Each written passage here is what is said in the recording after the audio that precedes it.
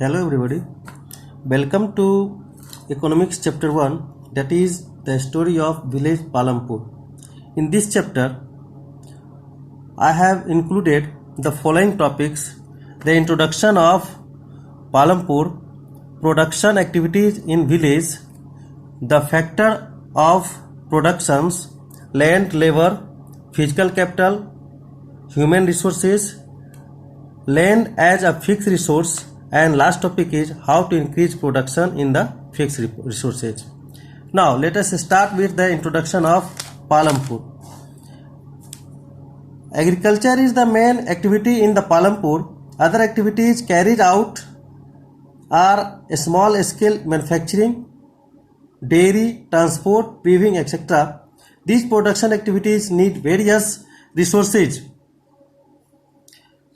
like human effort, money, man-made resources, some natural resources, etc.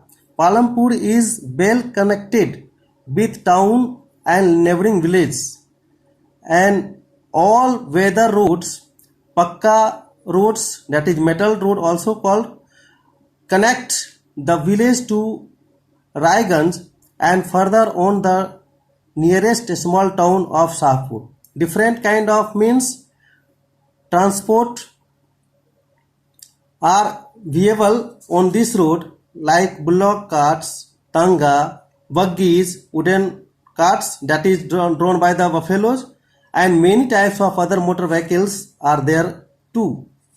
This village has about 450 families belonging to several different castes. 80 upper caste families own the majority of the land in the village, and their houses, some of them quite large, are made up of bricks with cement and plastering. The SCs, that is also called Dalit, and some other backward classes comprise 1/3 of the population and live in one corner of the village. Their houses are much smaller, and most of these are made up of mud and straw. The Palampur has fairly well developed system of road, transport, electricity, irrigation, schools and health centers. This is the condition of the Palampur. Now, village has many production activities included like the farming and non-farming activities. The process through which goods and services are produced is known as productions. The aim of production is to provide the goods and services that people want. The requirement for the production,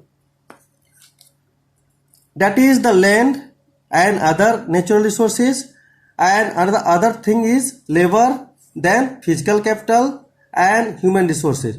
Now land, about the land is primary source in productions, natural source and fixed factor of the productions.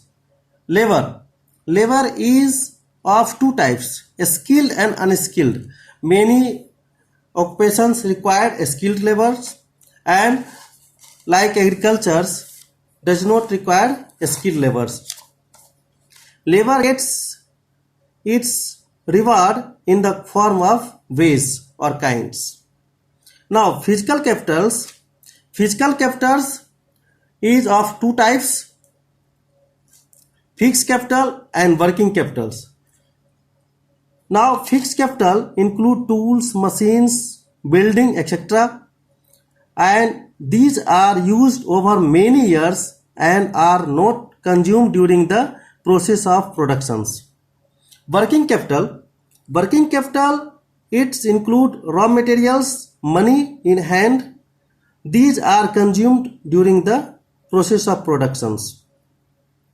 Now human resource, that is also a very important resources for the productions. It combines together land, labor and physical capital and produce an output either for self consumptions or to sell in the market. This is called the human capitals.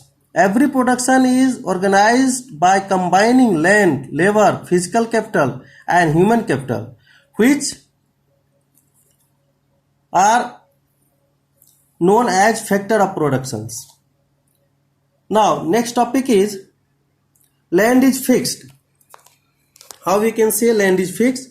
In the rural India, farming is the main production activity. More than 60% of the people depend on the farming for their livelihood, and they all could be farmers or farmless laborers.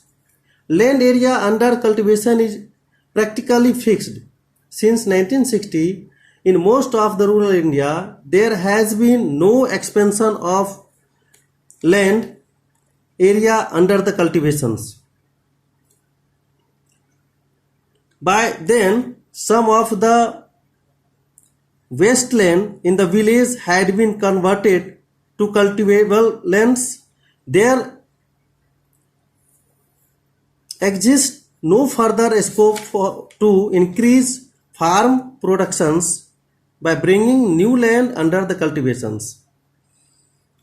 So, we can say land is the fixed resources. Now, how to increase the production in these fixed resources? We have to use many techniques for the productions so that we can get maximum yields.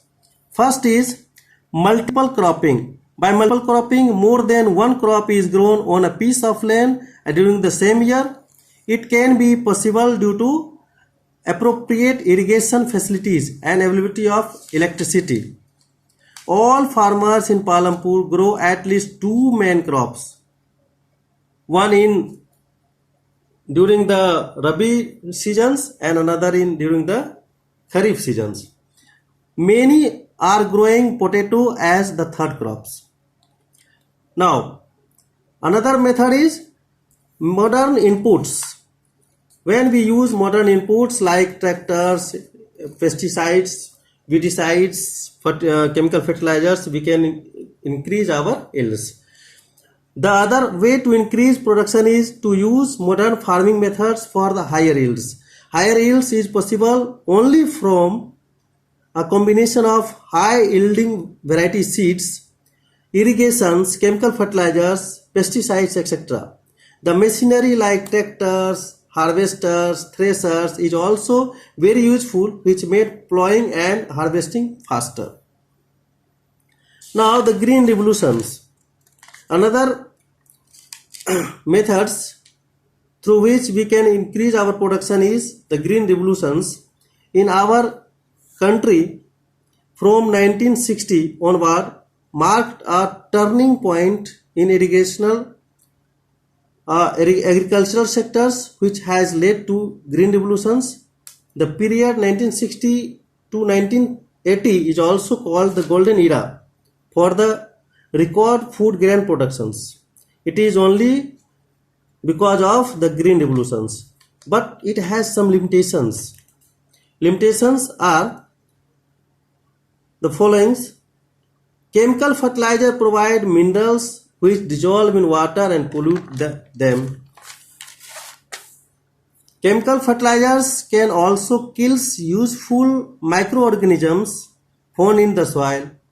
The continuous use of chemical fertilizers has led to degradation of soil health. The continuous use of groundwater for tube wells irrigations has lowered the water tables. These are the limitations of the green revolutions.